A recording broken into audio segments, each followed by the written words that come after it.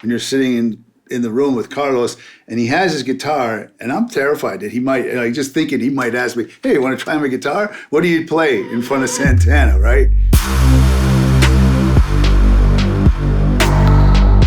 Well, I'm going to take you back to our real first, I guess, brush with playing a real show with some A-list artists out to California. We're in San Francisco playing at the Shoreline Amphitheater. There was this big event called All Our Colors, and this is with the Barsotti brothers, and they were connected to the Shoreline Amphitheater, and that was the Bill Graham Productions, and we got the whole thing. And this is probably a year or 2 years after Bill Graham passed away. He was in that helicopter accident.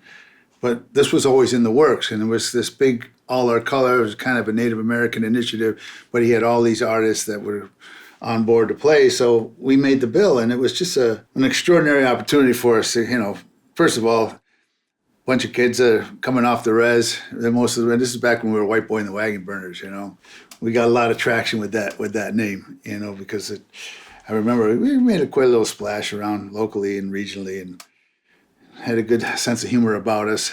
And so anyway, we get this gig, and it was like, wow, man, we got a real opportunity to step our game up. And that whole preparation was our first brush with how the big leagues do it. And so we're getting ready to go to Shoreline. So they're flying us out there. We're trying to get our act together and sending. We didn't know what a stage plot was to that degree. And they could see. Once we started communicating, how inexperienced we were. But that was part of the whole experience, was just seeing how far removed we were from the realities of doing that in that kind of a arena. So we're on our way, just the whole trip, getting our stuff on the plane, going out as a band and feeling what it must be like to be on the road and flying across the country. We're just young bucks having a good old time, headed to the Shoreline. And so we get there and go to our hotel. We go through this whole walkthrough of the venue, and there's a who's who of who's going to be there. They had John Lee Hooker was there, Carlos Santana, Bonnie Raitt, Don Henley. There was all these kind of people there. Mickey Hart was there, and he had his little drum ensemble that he did. So we were rubbing elbows with all of these kind of artists, and it was just an extraordinary opportunity, and trying to figure out what are the limitations, because nobody knows who you are. We don't have a relationship with them, and we're in the same space, and how much of a fanboy can you be? As we were meeting these guys who were like kind of your heroes. You see them, on television, you see them on stage and such. It was just a great experience. And I remember Mickey Hart came over to us, and we're sitting there, we're having a drink, we're sitting backstage, and we're in the little commissary there. He came over and asked if we had a light. And we said, hey, we're gonna smoke a joint with Mickey Hart. This is great, We're like, holy shit, this is amazing. So my buddy gives him a lighter, he sparks it up, and walks away, And we were kind of all astounded, like, didn't go how we perceived it, at all. We were sitting there going, well, that was strange, We thought this is the whole idea of the Dead, is that whole subculture. We said, well, here we are, let's, when in Rome, and that didn't happen. So we were a little bit taken aback by that.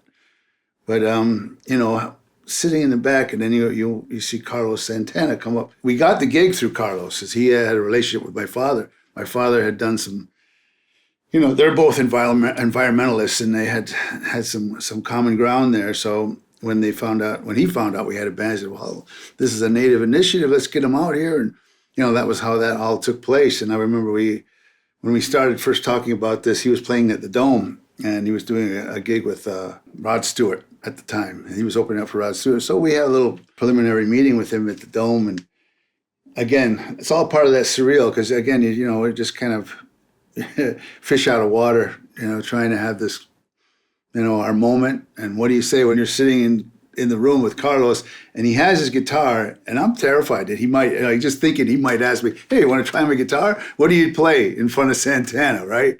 And what do you do with his guitar? But he didn't, so that was good. I didn't have to go down that road, but, being a little bit awestruck. And it was really one of those opportunities where you get to rub elbows with these guys. And, so there we are.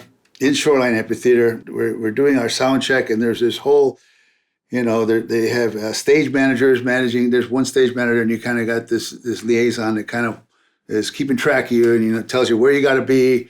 This is your time. You got to be at such and such a point A, be ready to go, and have all your things. A little bit of a sound check.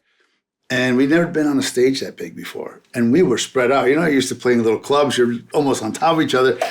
We've got 50 yards of stage and don't know what to do with it, Luckily, we had a good front man. I mean, Duggan Henhock, he was one of the best, So he took right to it. He had an opportunity. He was a good showman, But the stage, the way it sounded, it was so disorienting to have that kind of space. And there was a latency to it, all this stuff that we're just not used to. So it took this whole thing that we're trying to get used to. And you don't have any practice time. It's not like, hey, we're going to get here and, here's your time slot. Be ready to go. We get a little sound check. They put everything on these little roller casters, put it off stage. And then when it's time to go, they scoot you on, scoot you off, real well-oiled machine. But, through the whole time, we're back there and we're having a good old time. And I remember, because, my father, he's pretty well connected and travels in this orbit where pretty extraordinary people he gets to hang out with. So anyway, we're back there and all of a sudden I see Bonnie Ray. I go, oh, look at this Bonnie Ray. We're going to say hello. And from across the commissary, she goes, hey, Oren. She calls him by his first name. And he never even mentioned anything to me, And I'm like, how come you're not even tell me that you know these people, like they know you by first name and they give you a big hug. And I was going, you could give us a leg up, I think, here and there, that kind of thing. But, she was a very nice person. And I just remember feeling how we were so green at the time, So we're up there doing our sound check. And of course, the amp I have, I don't, it's not mine, it's not familiar, and it was not getting the sound I wanted, and I was feeling even more uncomfortable. And that's the sound check. Here it is, everything worked. You plug your guitar in. I was going, oh my God, I can't hear this. And they got me coming in, all this other stuff. So you kind of settle, you settle for what you got, and say, well, I'm going to roll the dice, hope for the best. And I just remember the nerves, we're getting all amped up. And it was really early in the show, so there wasn't a huge crowd, but again, at the Shoreline Amphitheater, and this was a big moment for us. And when we hit that first note, I remember trying to it just happened so fast. We were up and the adrenaline's going. That first song, it must have been the tempo was ridiculously fast. I mean, most of them we're just trying to pull the reins because we were so, nervous. The nerves were coming out every which way. And we finally settled into a thing, but still, when I look back, because they have this all recorded and they had all these things. And, we were, having a real professional moment, trying to look like we belonged on that stage. And we did really well, for what we had, for the kind of experience we had. But there was a lot of just, in the moment, hoping for the best and make sure you hit the notes the best you can. And we went with it. And I just remember feeling like, this would be a great way if you could make a real living at this. This is a great way. But it was my first time. I'm sure you hear about all the stories, how tiresome it gets, and it turns into work. You don't get to see any place you're traveling to. They go from the bus to the stage to the hotel. They don't even know what town they're in. I could see how it would get, turn into, a real job and taxing. And after a while, we're just being our first time. It just seemed so glamorous and seemed so, big and bright and beautiful. And we hadn't gotten into all the drama and all the stuff that goes wrong, most of the time and all the time.